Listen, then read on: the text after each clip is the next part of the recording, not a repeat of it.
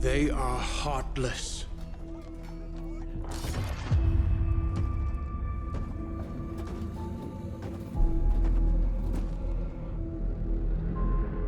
Godless barbarians.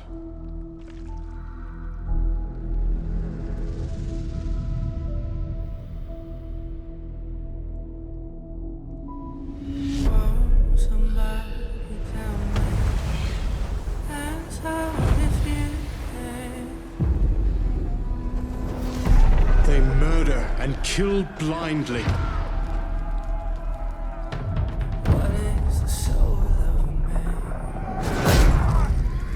They scour the lands of England. Lands they will never defend, never love. The time has come to speak to them in a language they will understand.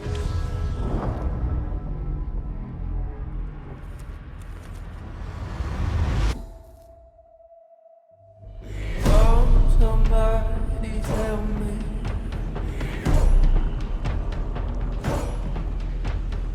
Answer if you can.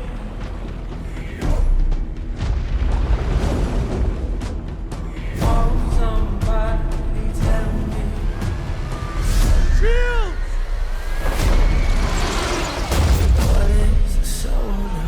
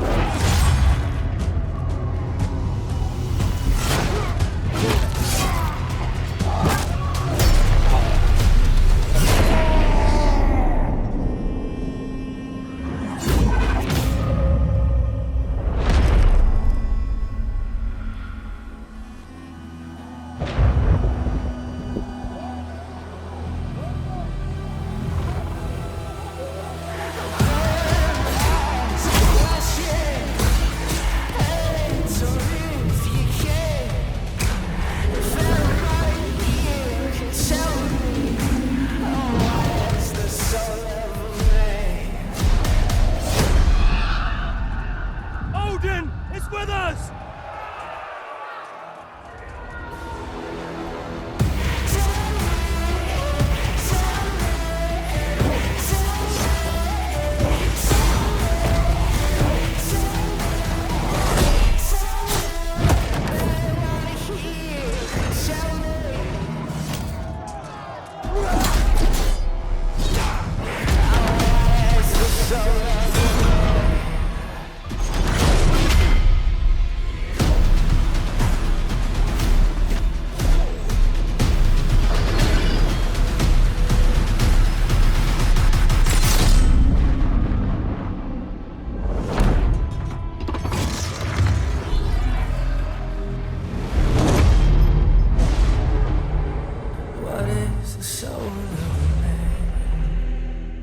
Assassin's Creed Valhalla, available holiday 2020. So what does everybody think about the world premiere trailer of Assassin's Creed Valhalla? What's going on, everybody? Welcome back to another video. Hope everybody's having a great day. There's a lot of excitement going on within the Assassin's Creed community, within people who love the Assassin's Creed franchise. Also a lot of hating. I know a lot of people are upset how Assassin's Creed has deviated from its original formula. But I'm not here to discuss that and get into that right now.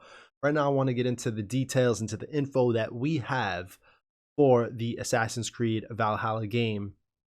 So right off the bat, we have here our lead protagonist, Eivor. He is the hero.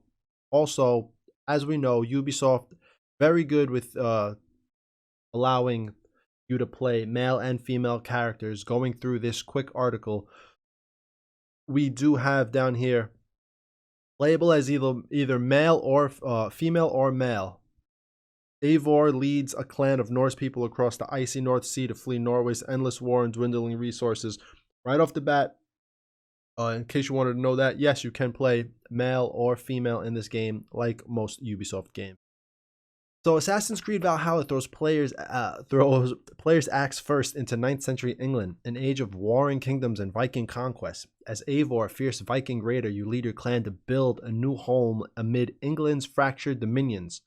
Launching holiday 2020, PS5, Xbox Series X, as well as PS4, Xbox One, and PC, Stadia, Assassin's Creed Valhalla will let you raid, conquer, and fight for glory in a mysterious, brutal land.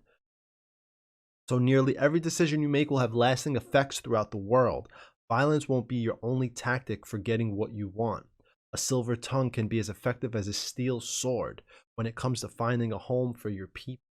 Shifting England's balance of power and expanding your influence through diplomacy will likely make you more friends than brute force. Interesting. Every political alliance you build, combat strategy you employ, and dialogue choice you make will alter your journey. You wouldn't be a Viking raider without raids, and Assassin's Creed Valhalla lets you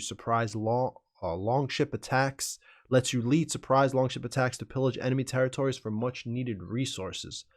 Launch massive assaults against rival Saxon strongholds. Raids will be more action packed and brutal than anything Assassin's Creed has seen before. Odyssey, with those big long battles, wars. Thanks to a new combat system that lets you bash, dismember, and decapitate your foes. That's right, guys, girls. Finally, we are moving into the next gen, and developers are finally letting you decapitate your enemies. I hope it's not just decapitations. I hope you can cut off limbs and things like that. Well, we'll see. Eivor will be able to dual wield axes, swords, and even shields against the greatest variety of enemy types ever seen in Assassin's Creed. And if you want to mix it up, the return of the hidden blade allows Eivor to assassinate targets with deadly precision. Like I said before, playable as female or male, Eivor leads a clan of Norse people across the icy North Sea to flee Norway's endless war and dwindling resources. If they hope to survive, they have to build a new home in a hostile land of England. There you'll provide yourself and your people by constructing, customizing, and upgrading your settlement with new buildings, barracks, and blacksmiths and tattoo parlors, all while recruiting new members to grow your clan. Assassin's Creed Valhalla launches holiday 2020. For future updates, be sure to check back. So this is crazy. The Assassin's Creed developers are really pushing the envelope when it comes to the battle system now. So we're straying away from the old school Assassin's Creed where you're a one-man assassin, and we're moving into a format of where you are building settlements, you're recruiting people, you're growing your clan, you're raiding, you're going to war, and they're gonna sprinkle in some assassination type stuff in there.